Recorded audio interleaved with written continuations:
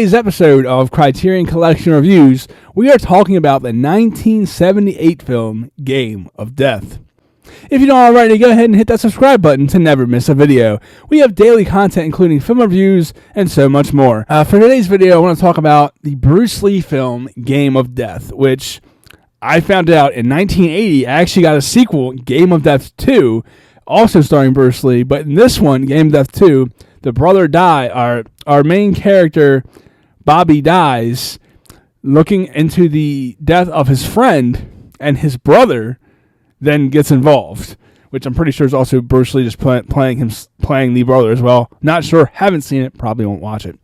Now, Game of Death. Now, I feel like this is part of the Criterion Collection. It's actually part of the Bruce Lee Greatest Hits, which is right there in the collection. I don't know, I was in the mood for some Kung Fu again, because I went through little backstory. Before I was on my journey to become Criterion Complete, I went on a great journey into the world of Kung Fu films and just kind of dived deep into Kung Fu and every aspect of the genre. Not quite an expert on the genre. I would not call myself an expert on the genre. There are so many films I've yet to see in the Kung Fu genre. But I kind of feel like I am gotten a foot. I'm 2 feet deep in it. I'm just not an expert on the matter yet. So again, I was in a mood for some Kung Fu and decided to watch one of the Bruce Lee films. Now, prior to this, I've seen Enter the Dragon, which of course is one of the most famous Bruce Lee films and arguably one of the most famous Kung Fu American films that really kind of put Kung Fu on the map for America. However, I saw that years ago. I enjoyed it. It didn't really hit me as hard as I thought it was going to when I first saw it, just because of how hyped everybody made it out to be. But then I kind of didn't. I watched it, liked it. Took a year or two off, 3 years off from Kung Fu, not from movies.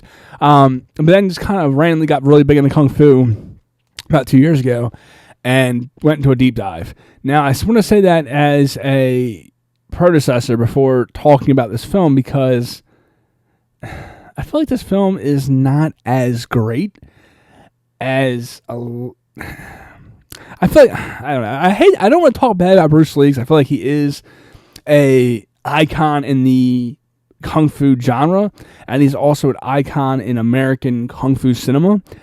However, I feel like he's not the best Kung Fu, like his films are not the best Kung Fu at all. And this one is a perfect example of that. Now, I say that because it's not that I dislike this film. I just feel it's definitely not as great when you think of the great Bruce Lee. Now, the film pretty much takes place as Bruce Lee starring as Bobby Lowe, a action movie star who is being approached by the Syndicate, which is kind of a gang organization somewhere overseas, who they take over, movie stars, musicians. They take over their career and they pretty much own them. Like, they sign with the Syndicate. You are pretty much your everything. Like, they take care of all your business acquisitions, your contracts, your pay, everything. And of course, they get a cut. Now, the way the film kind of introduces them and kind of talks about them from the one newspaper guy who's one of his friends, says, who I think is actually involved with the Syndicate. He says, at first, it's great. They take care of everything for you. Your accounting, your contracts, your money. But the deeper you get in, the less they work for you, and the more they own you. So it's pretty much they kind of take over your entire career, and you work for them, essentially. But you're still doing whatever you're doing. You're a musician. You're still a musician, but they just take care of they're like pretty much your agent to an extreme, where they use violence and influence to get what they want, both from you and from production companies, so on and so forth. So the whole story is he fights against them. They try to kill him, and then he is announced dead, and he wants to reclaim his revenge. Now, one of the greatest things about this film, and really made me want to watch this film, is the yellow jumpsuit. Now, it is the most iconic outfit.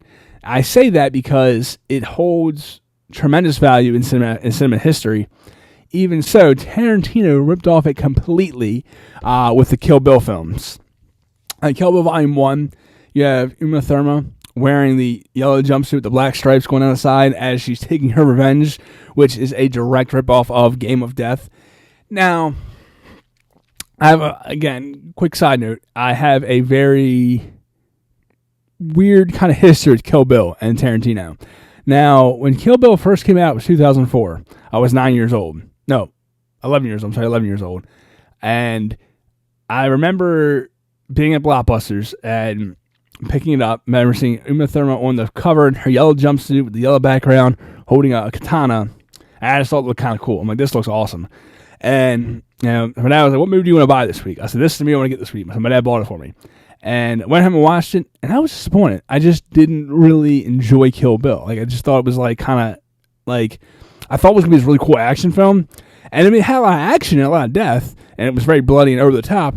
But it was the thing, I thought it was just too like playmated, and it was like really over the top in a weird way. And I just didn't vibe with the film at the time. It wasn't until years later did I revisit Kill Bill and absolutely love it now. I just think I was too young and did not too young to watch the movie, but too, well, maybe that too, but I was too young and not invested enough in cinema to really understand the throwbacks and everything that all these films that Tarantino was ripping off of to make this great film. And having seen Game of Death now, being one of the films he ripped off of, I feel like he definitely ripped off a mediocre film to make even better film. Now, Game of Death, the action sequences. The fight sequences aren't terrible, but they're not great. They're very much borderline cheesy. Now, people are going to say, oh, it came out in 1978. What do you expect? Half might be an exaggeration. Well, maybe it's not. I don't know. I had never actually sat down. We'll go with half for argument's sake. Half of the Shaw Brothers films came out around or before the time of 1978, and those films are damn near flawless. And some of the greatest kung fu films came out prior to 1978. You have films like 36 Chamber of Shaolin, Five Deadly Venoms. You have all these really great kung fu films that demonstrate kung fu to the highest level, that execute these fight sequences flawlessly, that just make it more intense and have better action sequences. Now, as far as like a film goes, I didn't dislike it. I feel like part of my problem is I was expecting too much. Now, going into Game of Death, I would highly advise you, if you are a fan of kung fu and haven't seen this movie, which would be kind of strange. Like me personally, I kind of, like I said, dived into kung fu, kind of fell into kung fu, watched a movie or two, and then was just kind of like deep diving into it and start watching, a lot of older kung fu films, which, shockingly enough, one of the films that kind of like started me jumping down the rabbit hole in kung fu films was a more modern kung fu film on Hayya. And it was like made in like 2020 or something, like 2020 or 2021. It wasn't a great kung fu film. It was fun, not great, compared to the Shaw Brothers. But then I just kind of, like I said, went down the rabbit hole and started watching all this classic kung fu films and dived deep into the Shaw Brothers and all that. And kind of skipped out on the Bruce Lee era and the early American kung fu films that really kind of shaped kung fu here in America. And I feel like I got to give a hats off to Bruce Lee. Like, Bruce Lee, was his films the best kung fu films ever made? Definitely not. I'm not going to argue that any of his films of the kung fu are the top of kung fu films. However, I would say that his films are still iconic today and hold an importance in cinema history because they are what brought kung fu to America. They are what inspired so many to fall in love with the genre in America that kind of helped us seek out films from overseas. Now, again, in today's world, that wouldn't really be as relevant, I don't think, because we have access to worldwide cinema at our fingertips. But 50 years ago, that wasn't the case. In the 70s, there was no home video. You had people who had, like, again, home video as far as easily accessible. Everybody had home video. Yeah, people had, I've heard stories of people who had reels in their house, like actual film reels. and would watch and had projectors set up and watch films that way. And they had like actual celluloid films, which wasn't just, Hollywood people who did that. My uncle actually worked with a guy back in the late 70s, early 80s who had a projector and had a actual celluloid film reel, and that's how he watched movies in his house. He was like huge into film, didn't work in the film industry. He was actually a teacher, oddly enough, and somehow he got a reel and got a hold of these celluloid film reels and would show movies at his house. But it wasn't mainstream. So again, having that access to these Shaw Brothers films and these classic, kung fu films weren't something that kind of happened in America. So Bruce Lee brought that to us and kind of brought that to American culture and really helped make it a thing in Hollywood, which I think kind of, started the whole thing with bringing kung fu to America. And again, I'm not an expert on the matter, but I knew that is part of what his whole thing was. And, part of his whole thing when he was coming up was he wanted to introduce Kung Fu to America. And I think with these films, he brought Kung Fu to Hollywood. And without these films, I don't think we would have, a lot of films we have today, like Tarantino. Tarantino is heavily influenced by Bruce Lee films. You can tell with Kill Bill. I mean, there's so many other great artists and filmmakers who are inspired by these films. Wu-Tang Clan definitely had a influence, or heavily influenced, from Kung Fu.